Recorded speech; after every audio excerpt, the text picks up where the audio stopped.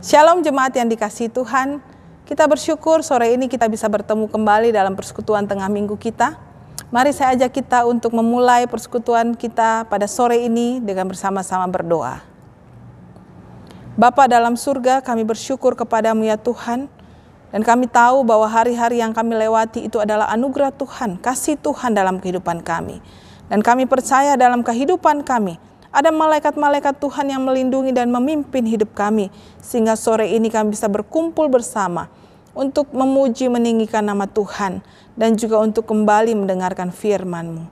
Pimpin persekutuan kami ini dari awal hingga akhirnya, nama Tuhan yang dimuliakan. Di dalam nama Tuhan Yesus kami berdoa. Amin. Saudara, Mazmur 46 mengatakan demikian. Allah itu bagi kita tempat perlindungan dan kekuatan, sebagai penolong dalam kesesakan, sangat terbukti. Sebab itu kita tidak akan takut, sekalipun bumi berubah, sekalipun gunung-gunung goncang di dalam laut, sekalipun ribut dan berbuih airnya, sekalipun gunung-gunung goyah oleh geloranya. Allah itu sumber kekuatan hati kita.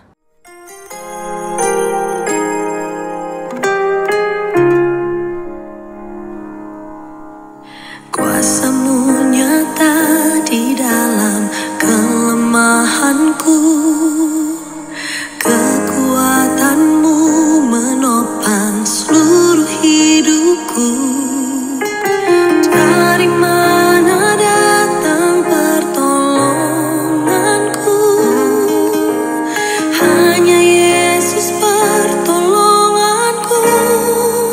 Engkaulah sumber kekuatan hatiku, tempat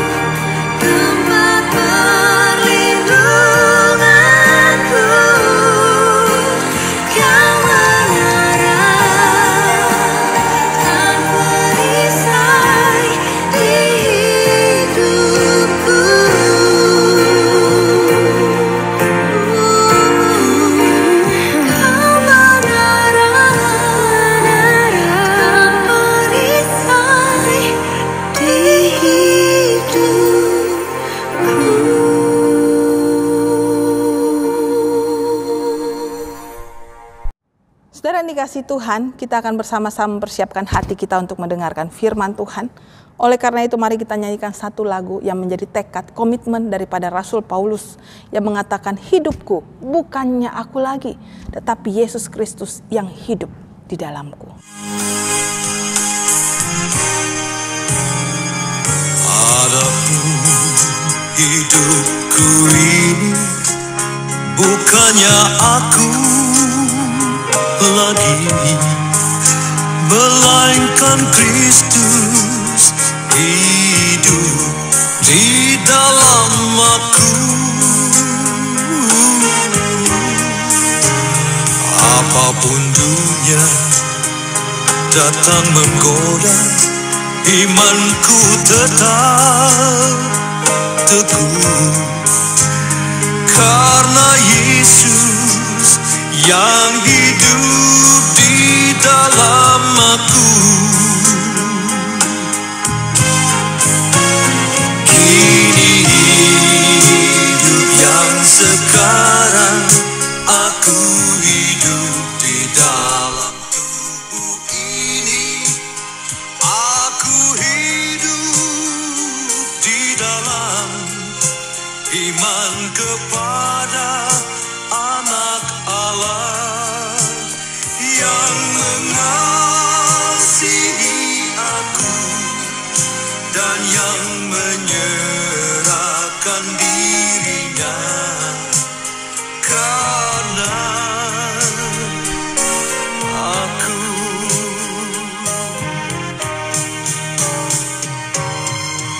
Oh Tuhan Yesus, aku bersyukur dan memuji Engkau karena diriku ikut Kau masukkan dalam kawanan domba tebusan-Mu oleh pengorbanan darah-Mu.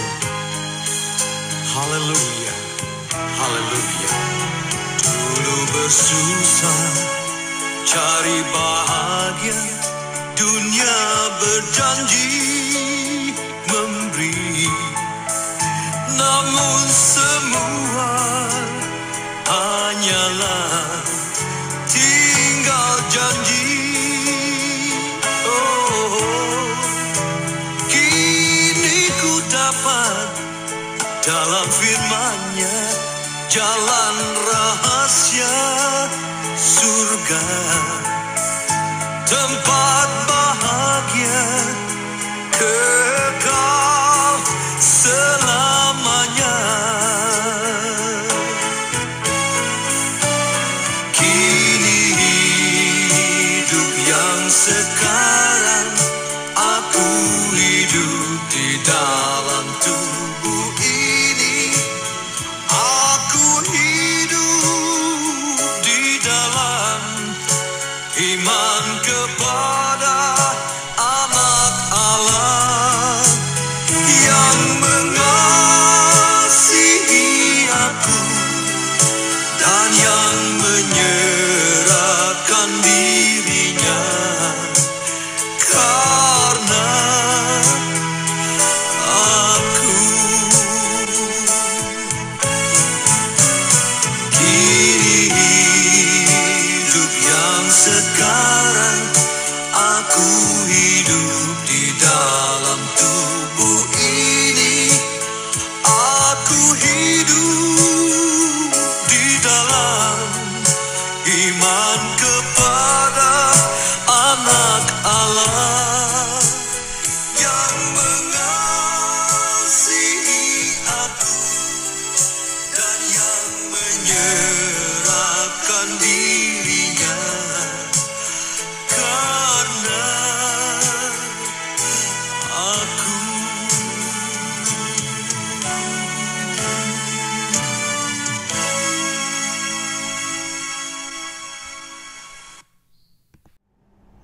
Marilah kita bersama-sama terlebih dahulu kita memanjatkan doa kepada Tuhan. Tuhan, terangilah seluruh hati dan pikiran kami saat ini, agar kami dimampukan untuk mengerti dan memahami akan sabda-Mu. Biarlah seluruh hati, pikiran, saat ini hanya tertuju kepada suara Bapa yang di surga. Inilah doa kami yang kami naikkan di dalam nama Putra-Mu yang tunggal, Tuhan kami, Yesus Kristus. Amin. Baiklah, marilah kita bersama-sama mendasari pelayanan firman Tuhan pada hari ini dengan kita bersama-sama membuka surat Paulus kepada jemaat di Filipi. Kita akan membaca dari Filipi 1 ayat yang ke-12 hingga yang ke-26. Kesaksian Paulus dalam penjara.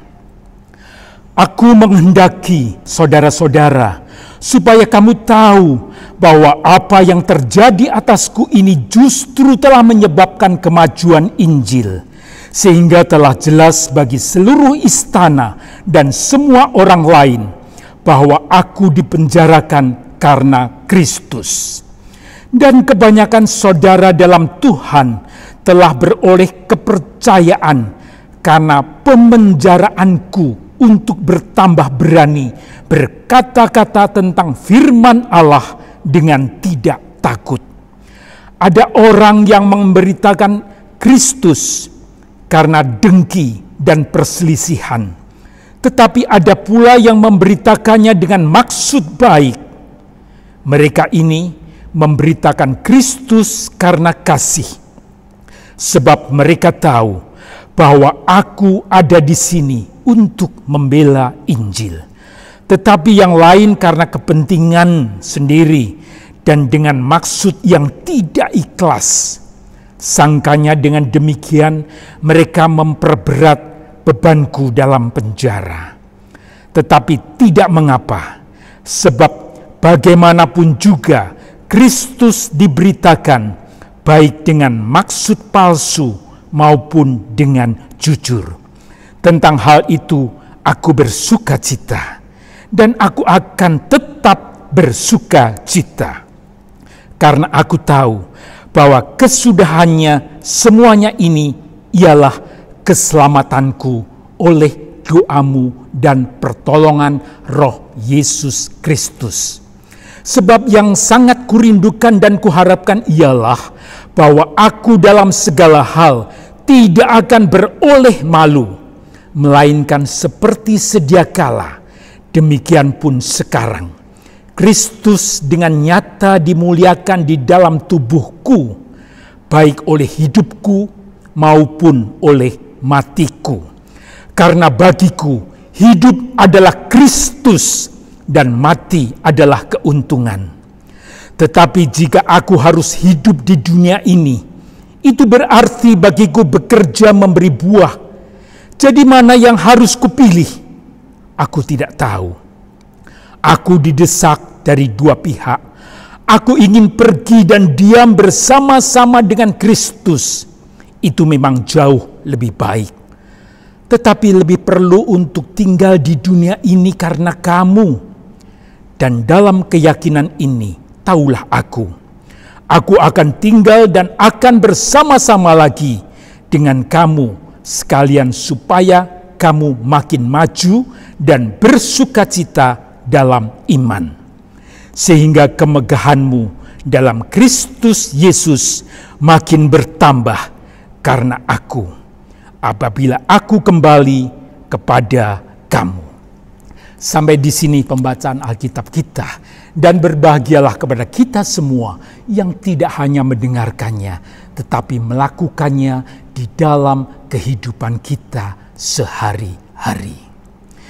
Saudara-saudara yang kekasih di dalam Kristus, kita semua saat ini merasa prihatin selama ini dengan adanya pandemi COVID-19. Yang membuat kita semua tidak terkecuali harus melakukan yang namanya stay at home. Tinggal di rumah saja. Nah, kita merasakan seolah-olah hidup ini bagaikan tawanan. Hidup ini bagaikan di dalam sangkar. Nah, saat-saat seperti itu, apa yang menjadi kerinduan dan pengharapan kita? Hiburan, Ya, itu memang baik dan perlu. Namun sebenarnya apakah kebutuhan yang mendasar? Nah, saya yakin dalam situasi seperti saat ini kita merasa terkungkung sehingga kebutuhan dasar kita adalah kebebasan, kemerdekaan seperti sebelum adanya pandemi COVID-19. Nah, apa artinya seekor burung yang makan dan minum tetapi hidupnya terkurung di dalam sangkar emas? Apa artinya uang, makanan, dan minuman yang lesat tetapi hidup ini terkurung, tidak ada kebebasan?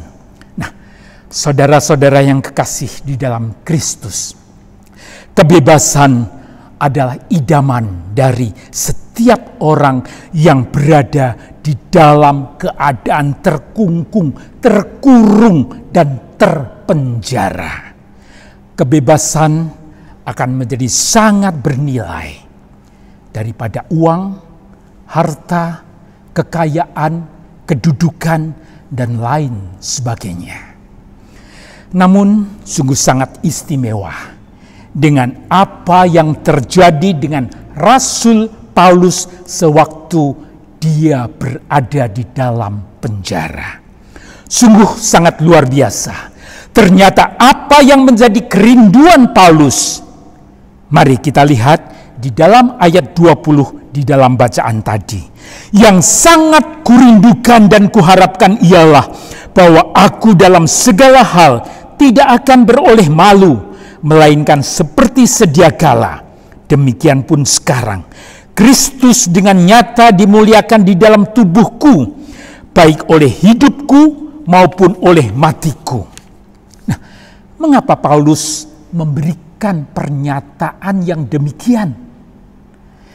Saudara-saudara yang terkasih, dari ayat-ayat yang telah kita baca tadi, kita akan mempelajari pengajaran Rasul Paulus sehubungan dengan pola hidup soli deo gloria, pola hidup yang memuliakan Allah.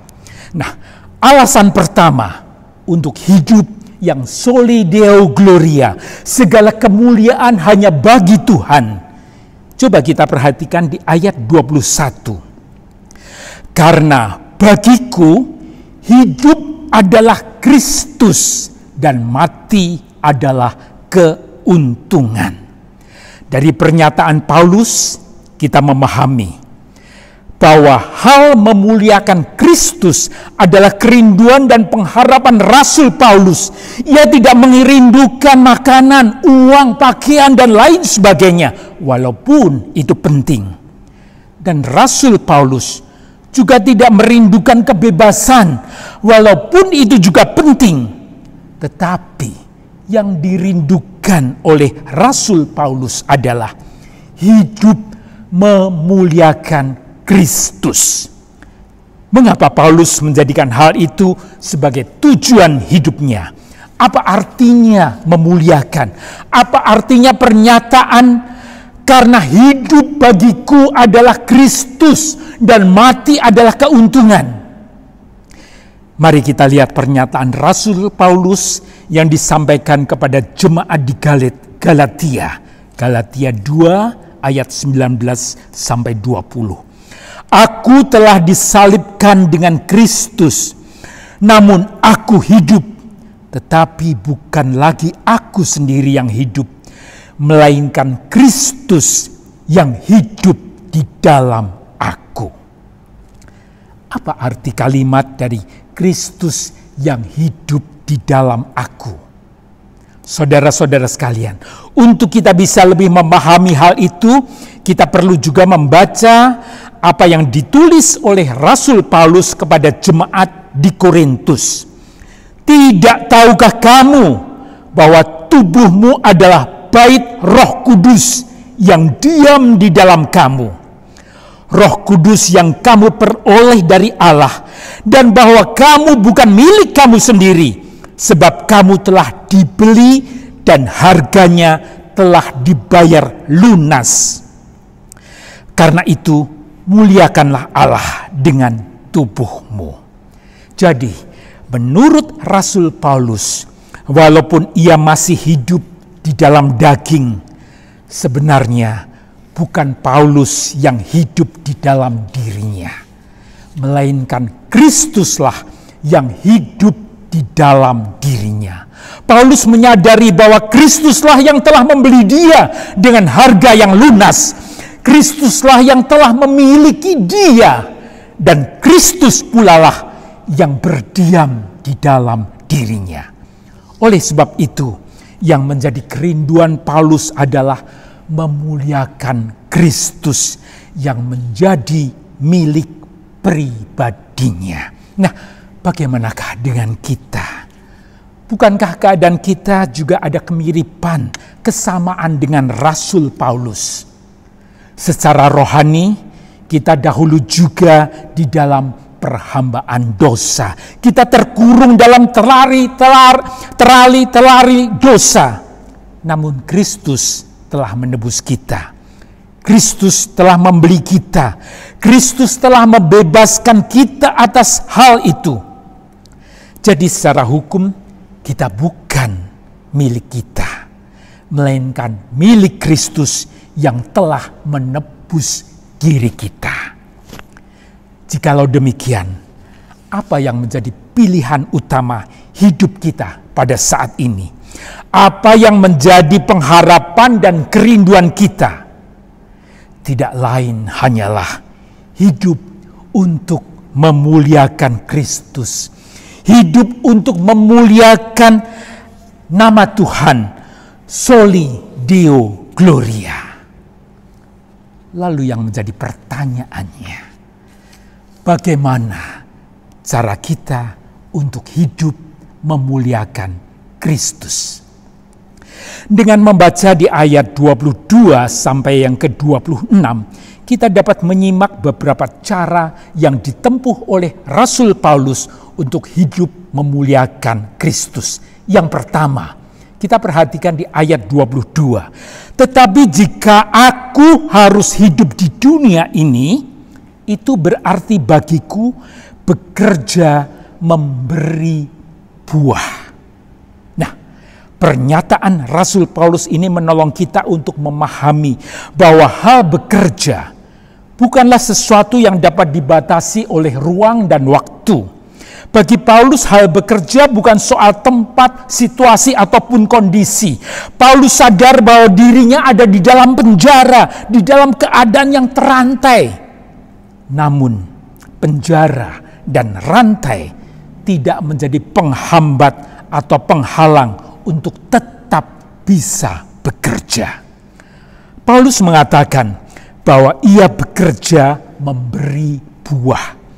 Jadi Paulus bukan hanya bekerja saja, tetapi Paulus rindu ia bisa bekerja dan memberi buah. Nah, buah apa yang dimaksud? Di dalam Alkitab secara utuh kita dapat menemukan beberapa makna buah. Buah roh, seperti yang tertulis di Galatia 5 ayat 22 sampai 23. Tetapi buah roh ialah kasih, sukacita, damai sejahtera, kesabaran, kemurahan, kebaikan, kesetiaan, kelemah lembutan, penguasaan diri. Dan juga buah ucapan syukur di dalam Ibrani 13 ayat 15. Di mana apa yang kita ucapkan, apa yang keluar dari mulut kita, hendaknya selalu memuliakan Allah.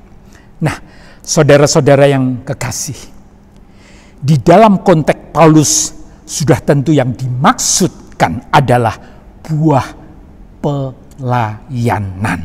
Roma 16 ayat 5 menuliskan bahwa pelayanan Paulus telah berbuah sampai di daerah Asia dengan Epenetus adalah buah pertama yang menjadi percaya kepada Kristus. Terlebih ucapan syukur atas pelayanan Paulus di Kolose 1 ayat 6. Injil itu telah berbuah dan berkembang di seluruh dunia. Jadi pelajaran yang dapat kita ambil, pelajaran yang dapat kita petik dari ayat-ayat ini ialah memuliakan Kristus harus kita wujud nyatakan dalam hal bekerja memberi buah, memberi yang berguna, yaitu memenangkan jiwa-jiwa yang bertobat melalui kesaksian hidup kita, melalui cara hidup kita, melalui sikap hidup kita. Dan hal ini dapat pula kita lakukan dalam keadaan atau situasi apapun. Sebagaimana yang tertulis di dalam 2 Timotius 4 ayat 2. Beritakanlah firman, siap sedialah baik atau tidak baik waktunya. Nyatakanlah apa yang salah, tegurlah dan nasihatilah dengan segala kesabaran dan pengajaran. Inilah cara yang pertama untuk hidup memuliakan Kristus adalah dengan bekerja memberi buah, memberi yang berguna, memberi yang bermanfaat. Dan hal yang kedua yang ditempuh oleh Paulus untuk bisa hidup memuliakan Kristus adalah dengan ambil bagian, berpartisipasi dalam pembangunan jemaat. Di dalam ayat 23 sampai 26 dituliskan bahwa di tengah-tengah pergumulan batin, di mana Paulus berada di tengah-tengah persimpangan jalan, karena kalau melihat kondisi tubuh Paulus, Paulus berpikir lebih baik meninggal dan hidup bersama dengan Kristus di surga. Tetapi jika melihat kondisi keadaan jemaat di Filipi, maka Paulus merasa lebih baik memilih tetap ada di dalam penderitaan supaya jemaat Filipi dapat semakin maju dan semakin kuat di dalam iman. Sehingga Paulus mengambil satu tekad, yaitu tetap ada bersama-sama agar mereka jemaat di Filipi semakin maju, semakin berkembang dan semakin kuat serta semakin bersukacita di dalam iman. Nah, jadi hidup yang memuliakan Allah adalah hidup yang rela, mau berkorban demi kemajuan jemaat. Hidup yang memuliakan Allah adalah hidup yang lebih mengutamakan jemaat daripada kepentingan pribadi. Hidup yang memuliakan Allah adalah hidup yang memberi nilai tambah bagi jemaat, bagi gereja, bagi orang-orang percaya, bagi persekutuan di mana kita berada.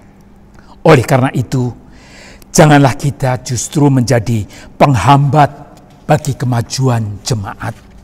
Janganlah justru kita menjadi penghambat kemajuan iman orang lain. Janganlah kita menjadi perusak, pemecah belah sehingga menghancurkan jemaat dan orang lain. Dan janganlah pula kita mendukacitakan jemaat dan orang lain. Cara hidup yang memuliakan Allah adalah cara hidup yang mengambil bagian secara aktif di dalam pembangunan jemaat. Jadikanlah kehadiran kita, keberadaan kita di tengah-tengah jemaat di mana kita berada harus dirasakan sebagai air penyegar dahaga. Kehadiran kita dan keberadaan kita sebagai air condition, sebagai penyejuk. Nah, ingatlah selalu bahwa tujuan Allah menciptakan dan membentuk kita adalah supaya kita memuliakan Allah. Sebagaimana yang tertulis dalam Yesaya 43 ayat 7 menegaskan, semua orang yang disebutkan dengan namaku, yang kuciptakan untuk kemuliaanku, yang kubentuk dan yang kujadikan. Oleh karena itu, saudara-saudara yang kekasih di dalam Kristus, marilah kita memuliakan Allah karena kita adalah ciptaannya. Kita adalah miliknya yang telah ditebus oleh darahnya, oleh darah Kristus. Sebagaimana Rasul Paulus, marilah kita memuliakan Kristus dengan bekerja dan memberi buah, memberi yang berguna. Marilah kita memuliakan Kristus dengan ambil bagian dan berpartisipasi dalam pembangunan jemaat. Berkarya bersama jemaat untuk membangun jemaat, khususnya jemaat yang kita cintai di Gereja Kristen Indonesia, Jalan Pangeran Diponegoro, Magelang. Sehingga bersama dengan Rasul Paulus kita bisa berkata, yang kurindukan dan kuharapkan ialah bahwa aku dalam segala hal tidak akan beroleh malu, melainkan seperti sedia kala, demikian pun sekarang Kristus dengan nyata dimuliakan di dalam tubuhku, baik oleh hidupku maupun oleh matiku. Kemuliaan hanya bagi Allah. Soli Deo Gloria. Amin. Mari kita bersama-sama tunduk kepala. Terima kasih Tuhan untuk firman-Mu, bimbingan-Mu yang telah Engkau berikan. Oleh karena itu Tuhan, bimbinglah kami selalu dalam pikiran, perkataan dan perbuatan kami, agar kami selalu memuliakan akan nama-Mu. Mampukanlah kami untuk bisa bekerja dan memberi buah, serta pakailah kami Tuhan sebagai alat-Mu untuk berkarya di dalam pembangunan jemaat. Kami percaya Tuhan akan menyertai sepanjang kehidupan kami dan menolong kami untuk selalu hidup yang berkenan di hadapan-Mu. Kami juga berdoa untuk situasi pada saat ini yang memasuki masa adaptasi kebiasaan baru. Berilah kesadaran kepada kami bahwa semua itu adalah untuk melatih kami menjalani pola hidup yang benar. Kami menyerahkan hidup kami, keluarga kami, dan gereja serta bangsa dan negara kami hanya di dalam pertolongan dan kasih Tuhan Yesus Kristus yang hidup di dalam kami. Di dalam nama Tuhan Yesus Kristus kami panjatkan doa ini. Amin.